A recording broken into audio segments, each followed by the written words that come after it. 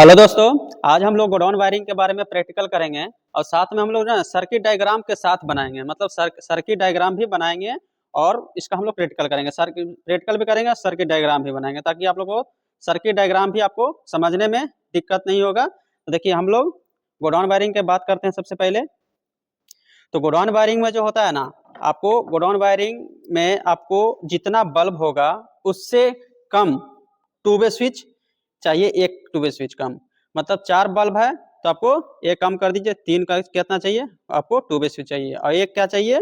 One way switch. One way switch आपका ये जो नॉर्मली घर में यूज करते हैं वो चाहिए। ठीक है, हम लोग तो 4 बल्ब को गोडाउन वायरिंग के साथ करेंगे।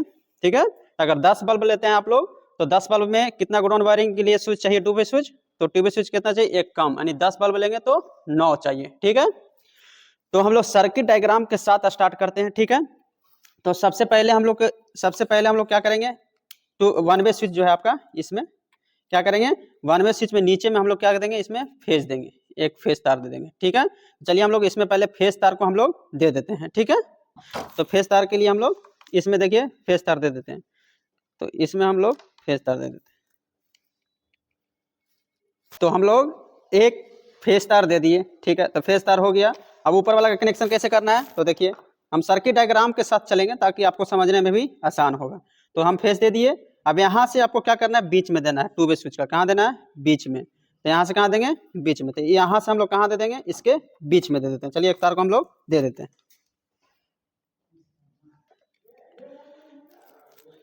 तो हम लोग इसके ऊपर से कहाँ दे दिए? बीच में दे दिए। ठीक है, अब हम लोग को क्या करना है? चलिए हम लोग आगे सर्किट डायग्राम के साथ ही चलते हैं। तो अब जो है इसको आपको नीचे से आपको क्या करना है? फिर बीच में देना है, नीचे से ऐसे। ठीक है, चलिए हम लोग नीचे से बीच में दे देते हैं। देखिए, नीचे से हम लोग क्या किए? बीच में दे दिए। ठीक है, अब हम लोग सर्किट डायग्राम आगे बढ़ाते हैं।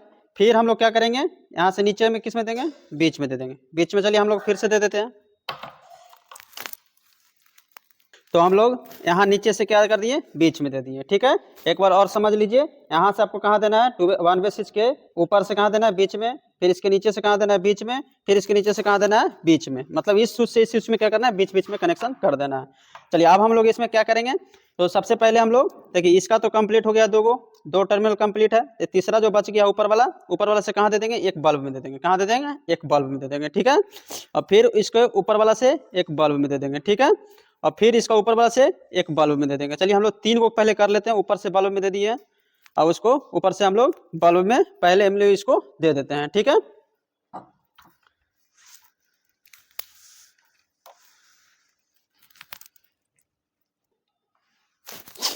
तो देखिए ऊपर में हम कनेक्शन ले लिए हैं। ठीक है, और तीनों बल्ब में हम लोग पहले दे देते हैं। ठीक है, उसके बाद बताते हैं आप लोग को। अभी एक बच जाएगा, लेकिन 3 बल्ब में जाएगा। इसमें जाएगा, एक इसमें जाएगा, एक इसमें जाएगा। कोई 2 टर्मिनल में से किसी में हम लोग दे देते हैं। ठीक है, चलिए स्टार्ट करते हैं, इसमें देते हैं।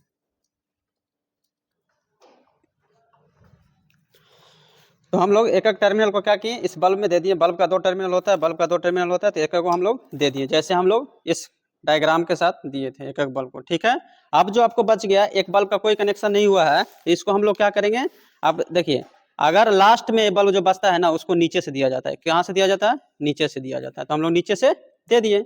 अगर और स्विच रहता ना तो फिर ऊपर से ही जाता है इसमें, लेकिन लास्ट में क्या होगा? लास्ट में सिर्फ एक नीचे से जाएगा। तो हम लोग नीचे से इसको कनेक्ट कर देते हैं। तो इसको हम लोग कहाँ से करेंगे?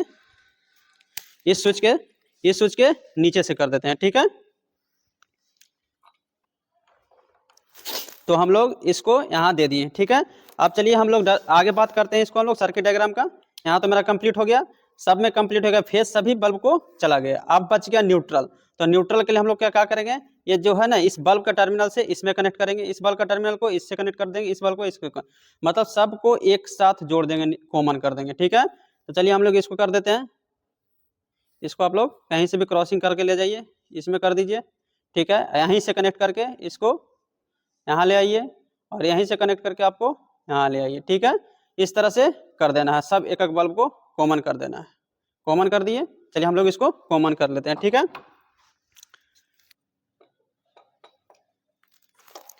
तो देखिए इस बल्ब से हम लोग इस बल्ब में कनेक्ट कर देते हैं। ठीक है, तो देखिए इसमें से हम न्यूट्रल लेके इसमें दे दिए, कॉमन कर दिए। यहीं से न्यूट्रल हम लोग निकाल के कहाँ दे देंगे, इस बल्ब को दे देंगे। तो चलिए इस बल्ब को दे देते हैं और इस बल्ब से निकाल के हमको इस बल्ब में दे देना है।